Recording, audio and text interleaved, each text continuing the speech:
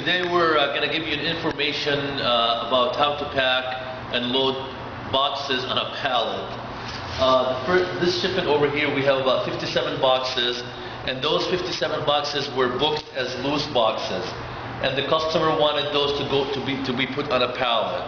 And before we talked about why those boxes are put on a pallet, there are different reasons why we put boxes on a pallet. In most cases, the boxes are manhandled, and if you have 57 boxes, the chances for a box to get lost is 57 greater than if you put this on one pallet. If they're all 57 boxes will fit on those one pallet.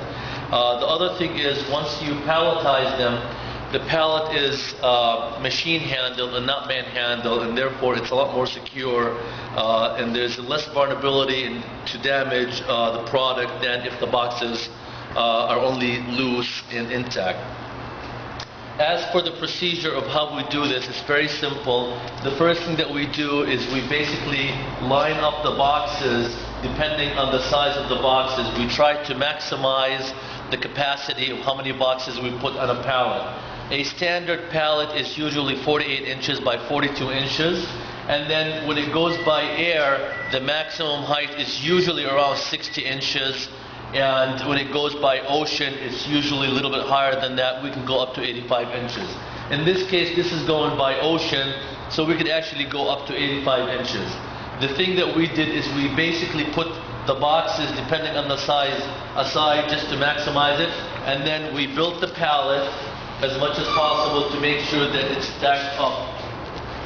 Once this pallet is completed, then we shrink wrap it, and we put corners on the top of the boxes, and we basically strap that pallet to be done.